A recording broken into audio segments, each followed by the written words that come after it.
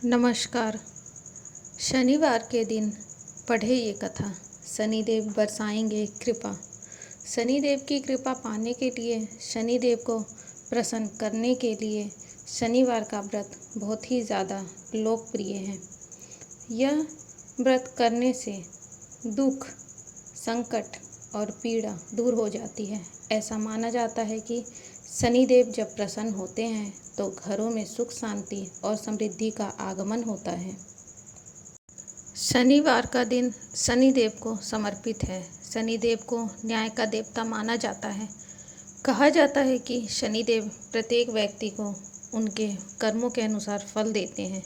शनि को कर्म फलदाता माना गया है। शनिदेव व्यक्ति को बुरे और अच्छे दोनों कर्मों के अनुसार फल प्रदान करते हैं। यदि किसी जातक की कुंडली में शनि देव की स्थिति बेहतर है तो वह अपने जीवन में बहुत ही ज़्यादा तरक्की करता है। वहीं दूसरी तरफ यदि किसी व्यक्ति की कुंडली में शनि देव पीड़ित अवस्था में है तो उस व्यक्ति को जीवन में बहुत सारे कष्ट झेलने पड़ते हैं। ऐसे में हर व्यक्ति कोशिश करता है कि उनके ऊपर शनि देव की कृपा हमेशा बनी रहे। तो आइए जानते हैं शनिवार की व्रत कथा। शनिवार व्रत कथा। एक बार सभी 9 ग्रहों में इस बात को लेकर होड़ मची कि कौन सबसे बड़ा और ताकतवर ग्रह है। सभी ग्रह इस बात का निर्णय जानने के लिए राजा विक्रमादित्य के पास पहुँचे, जो बहुत न्यायप्रिय थे। विक्रमादित्य ने नवग्रहों की बात सुनी और 9 सिंहासन का निर्माण करवाकर उन्हें क्रम में रख दिया। वह 9 सिंहासन सुवर्ण, रजत, कांस्य, पीतल, सीसा, रांगा, जस्ता, अभ्रक और लोहे से निर्मित थे। राजा ने शर्त रखी कि सिंहासन पर सभी 9 नवग्रह अपने आप स्वेच्छा से विराजित हो जाएं। साथ ही यह भी बताया कि जो ग्रह आखिर में सिंहासन पर बैठेंगे वह ग्रह सबसे छोटे कहलाएंगे। इस शर्त के कारण आखिर में शनि देव ने सिंहासन ग्रहण किया और वह सबसे छोटे ग्रह माने गए। शनि देव इससे क्रोधित हो गए और राजा को सावधान रहने के लिए बोलकर नाराज होकर चले गए। शीघ्र ही राजा की साढ़ेसाती शुरू हो गई। राजा का जंगल में भूखे प्यासे भटकना शुरू हो गया। राजा के साथ एक के बाद एक बुरा होता चला गया। एक समय आया जब राजा अपंग हो गया। तब शनिदेव ने राजा को दर्शन दिए और राजा को अपने द्वारा दी गई चेतावनी का एहसास कराया। राजा ने शनिदेव से क्षमा मांगी। तब शनिदेव ने राजा को साढ़ेसाती से मुक्ति का उपाय बताया। शनिदेव ने राजा को शनिवार का व्रत रखने और इस दिन चींटियों को आटा खिलाने के लिए कहा। राजा ने ऐसा ही किया और धीरे धीरे शनिदेव का क्रोध शांत हो गया। शनिदेव प्रसन्न हुए। शनिदेव ने राजा को सभी कष्ट हर उनके जीवन में सारे भौतिक सुखों का आनंद दिया। शनिवार पूजन विधि। शनिदेव को प्रसन्न करने के लिए शनिवार का व्रत विधि विधान से करना बहुत ही आवश्यक है। शनिवार के दिन सबसे पहले सुबह उठकर स्नान करने के बाद स्वच्छ कपड़े पहनना चाहिए। इसके बाद पीपल वृक्ष को जल अर्पित करें। फिर लोहे से निर्मित शनिदेव की प्रतिमा को पंचामृत से स्नान करवाएं। उसके बाद मूर्ति को चावलों से बनाए गए 24 दल के कमल पर स्थापित करें। उसके बाद काले तिल, फूल, धूप, तेल, काले वस्त्र आदि से शनिदेव की पूजा करें। पूजा करने के बाद शनिदेव के 10 नामों का स्मरण करना बहुत ही शुभ माना जाता है। फिर शनि मंत्रों का जाप करें। शनिदेव को ग्रहों का राजा कहा जाता है। भगवान भोलेनाथ ने इन्हें न्याय के देवता की उपाधि दी है। शनिदेव को बहुत जल्द क्रोध आता है। इसी क्रोध की वजह से पिता सूर्य से इनकी नाराजगी बनी रहती है। इनके क्रोध से सभी बचने की कोशिश करते हैं, वरना व्यक्ति पर मुसीबतों का पहाड़ टूट पड़ता है। इसीलिए इन्हें प्रसन्न करने के लिए शनिवार व्रत रखा जाता है। व्यक्ति शनि दोष से बचने और उन्हें शांत रखने के लिए अनेक उपाय करता है। शनि कृपा से व्यक्ति को सुख और वैभव की प्राप्ति होती है। जो लोग शनिवार को व्रत करते हैं उनको पूजा के समय शनिवार व्रत कथा का श्रवण करना चाहिए। तो आइए आज शनि व्रत कथा विस्तार से जानते हैं। एक बार सभी 9 ग्रहों सूर्य, चंद्र, मंगल, बुध, बृहस्पति, शुक्र, शनि, राहु और केतु में बहस हो गई कौन सबसे बड़ा है। आपस में लड़ने के बाद सभी देवराज इंद्र के पास पहुंच गए। इंद्र असमंजस की स्थिति में निर्णय नहीं दे पाए। उन्होंने सभी ग्रहों को सुझाव दिया कि पृथ्वी पर राजा विक्रमादित्य ही इसका फैसला कर सकते हैं। सभी पृथ्वी पर राजा विक्रमादित्य के पास गए और अपने आने का कारण बताया। राजा उनकी समस्या को सुनकर बहुत परेशान हो गए। उनका चिंता होना लाजमी था, क्योंकि जिसको भी किसी से छोटा बताया गया तो वही गुस्सा कर जाएगा। राजा के काफ़ी सोच विचार के बाद उन्हें एक उपाय सोचा। उन्होंने स्वर्ण, रजत, कांस्य, पीतल, सीसा, रांगा, जस्ता, अभ्रक और लोहे से 9 सिंहासन का निर्माण कराया। सबसे निवेदन किया कि क्रमानुसार सिंहासन पर आसन ग्रहण करें। शर्त रखा गया कि जो सबसे अंतिम में सिंहासन पर आसन ग्रहण करेगा वही सबसे छोटा माना जाएगा, जिसकी वजह से शनिदेव सबसे बाद में आसन प्राप्त कर सके और सबसे छोटे कहलाए।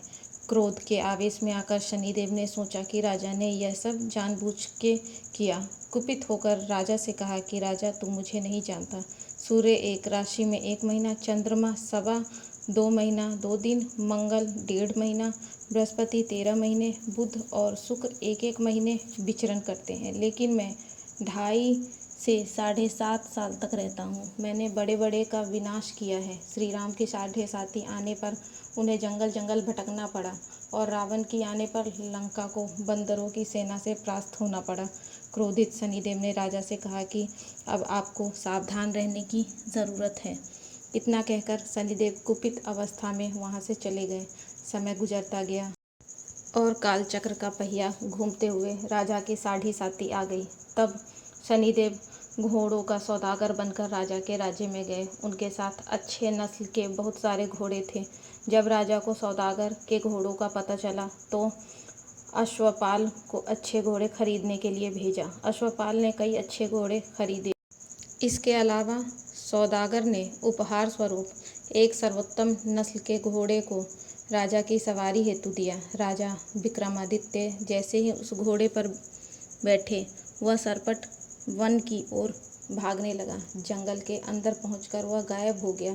भूखा प्यास की स्थिति में राजा जंगल में भटकते रहे। अचानक उन्हें एक ग्वाला दिखाई दिया, जिसने राजा की प्यास बुझाई।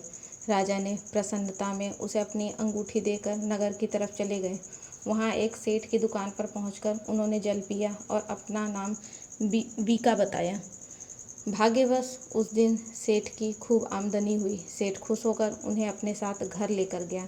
सेठ के घर में खूंटी पर एक हार टंगा था, जिसको खूंटी निगल रही थी। कुछ ही देर में हार पूरी तरह से गायब हो गई। सेठ वापस आया तो हार गायब था। उसे लगा कि वीका ने ही उसे चुराया है। सेठ ने वीका को कोतवाल से पकड़वा दिया और दंड स्वरूप राजा उसे चोर समझकर हाथ पैर कटवा दिए। अपंग अवस्था में उसे नगर के बाहर फेंक दिया। तभी वहाँ से एक तेली निकल रहा था, जिसको वीका पर दया आ गई। उसने वीका को अपनी गाड़ी में बैठा लिया। वीका अपनी जीभ से बैलों को हाँकने लगा। कुछ समय पश्चात राजा की शनि दशा समाप्त हो गई। वर्षा काल आने पर वीका मल्हार गाने लगा।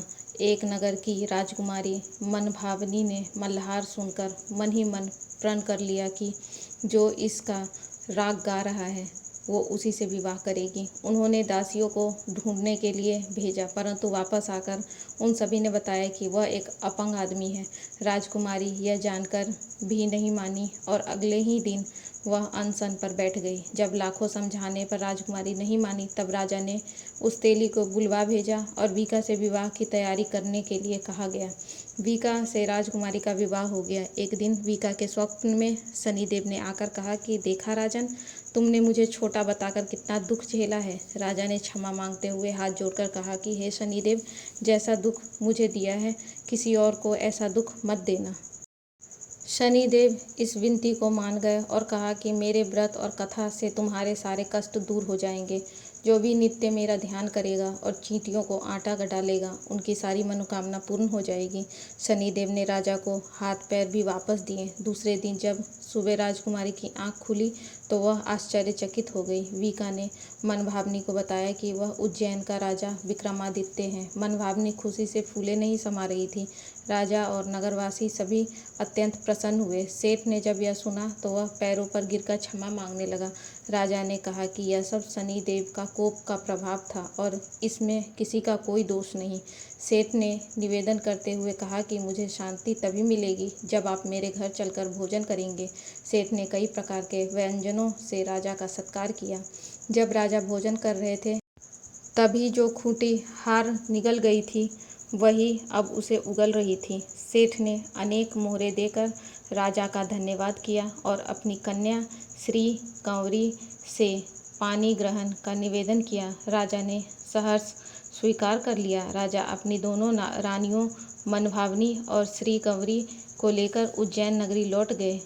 सारे नगर में दीपमाला और खुशी मनाई। राजा ने घोषणा करते हुए कहा कि मैंने शनिदेव को सबसे छोटा बताया था, लेकिन असल में वही सर्वोपरि है। तब से सारे राज्य में शनिदेव की पूजा और कथा नियमित होने लगी। सारी प्रजा के बीच खुशी और आनंद का वातावरण बन गया। शनिदेव के व्रत की कथा को जो भी सुनता या पढ़ता है उसके सारे कष्ट दूर हो जाते हैं।